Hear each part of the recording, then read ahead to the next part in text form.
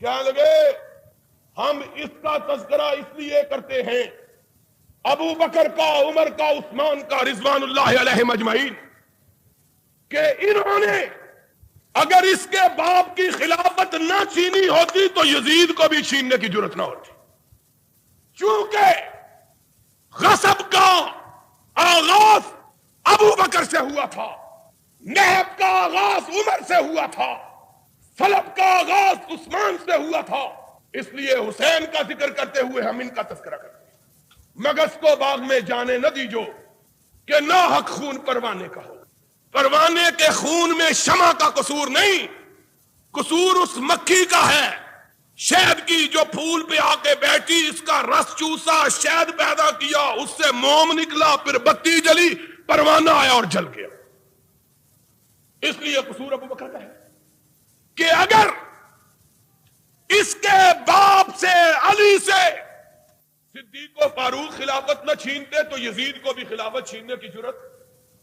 ہم نے کہا تمہاری سمجھ کو سلام، اور اتنا ہی سوچو کہ اگر بیٹا اپنے حقوق چھنے جانے پر سر بکف ہو کے لڑنے کے لیے آ گیا تھا تو باپ کے حقوق چھینے گئے تھے وہ کیوں نہیں لڑا؟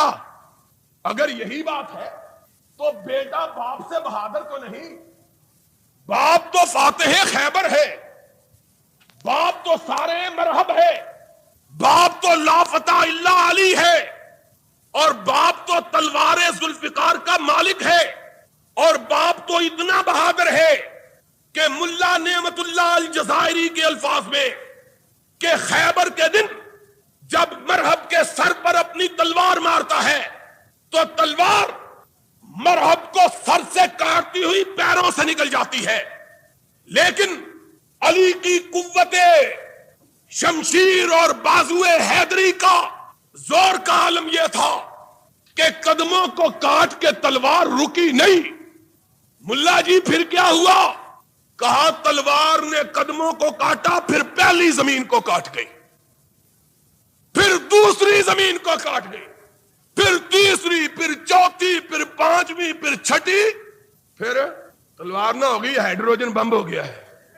جو اتنا بہادر تھا کہ اس کی تلوار ساتوں زمینوں کو، اور یارو بات آ گئی ہے تو ان قصہ گوؤں کے قصے سن لو، یہ ان کی حدیث ہے، یہ ان کی بولو الانوار النعمانیہ نعمت اللہ الجزائری کی حدیث کی کتاب، یہ حدیث لکھی، اتنا طاقتور، تلوار ماری ساتوں زمینوں کو کاٹ گئی، اور پھر اس بیل کے سینگوں پر پہنچ گئی جس نے زمین کو اپنے اوپر اٹھایا ہوا تھا۔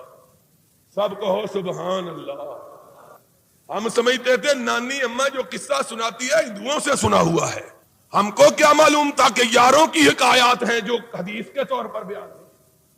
سنتے تھے نا چھوٹے ہوتے، جب نیند نہیں آتی تھی نا تو نانی اماں دادی اماں قصہ سناتی تھی، چپ کر جا نہیں تو بیل جو ہے زمین کو ایک سینگ سے دوسرے پہ رکھے گا، زمین کانپے گی، زلزلہ آ جائے گا، سو جا پترا سو جا۔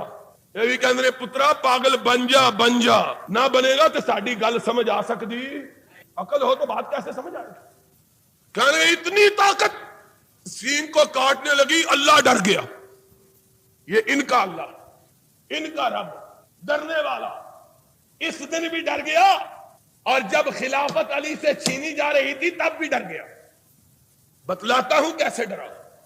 کہا رب ڈر گیا، اللہ نے کہا جبریل، اس نے کہا ہاں رب جلیلہ، کہتا جبریل، جبریل کہتا ہاں رب جلیلہ، کہتا جاؤ علی غصے میں آیا ہوا ہے، اس کی تلوار ساتوں زمینوں کو کاٹ چکی ہے، اب جس پر بیل نے اپنے سینگ پر زمین اٹھائی ہے اس کو بھی کاٹنے لگی ہے، کٹ گئی زمین پہ زلزلہ آ جائے گا، ساری کائنات تباہ ہو جائے گی۔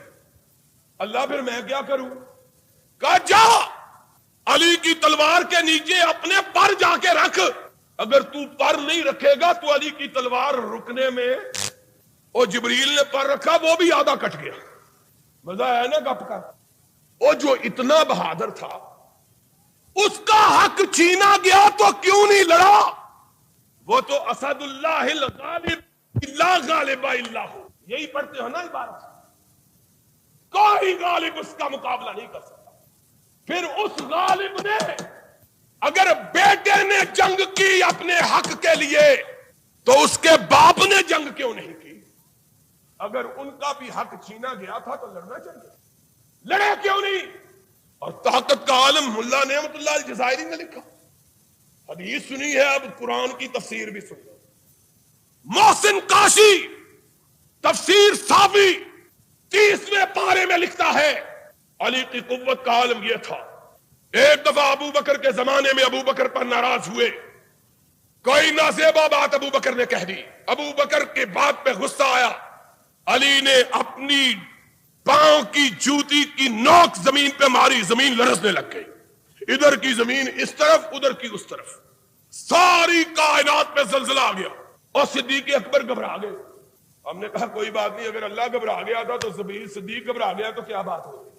کہیں گے گھبرا گئے، اور عمر کو کہا جا او علی کے گوڈے پکڑ لے، منوا لے، اگر 1 منٹ اور علی کا غصہ باقی رہا ساری کائنات تباہ ہو جائے۔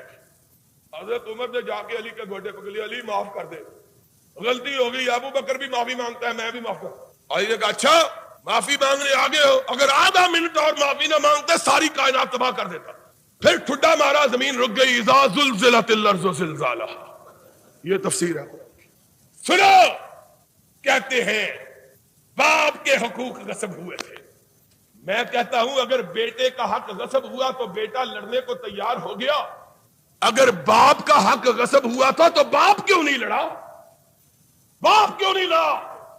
باپ تو شیر خدا تھا، اسد اللہ الغالب تھا، صاحب ذوالفقار تھا، لا فتح کا مالک تھا، اور تم نے یہی پہ بس نہیں کی، تم نے کہا لولا عود علی لما استقام للاسلام عمود، اگر علی نہ ہوتے تو محمد کی دعوت کامیابی نہیں ہو سکتی تھی۔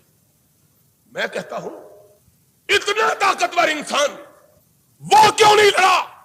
اور صرف لڑا ہی نہیں، اس نے پھر اپنے غصب شدہ حقوق کی بازیابی کے لیے تحریک کیوں نہیں چلائی؟ ساری زندگی آواز کیوں نہیں بلند کی؟ احتجاج کیوں نہیں کیا؟ اور لوگوں، خدا کی قسم ہے اگر اپنی عقل کو استعمال کرو کسی حوالے کی ضرورت نہیں، عقل استعمال کرو مسئلہ حل ہو جائے گا۔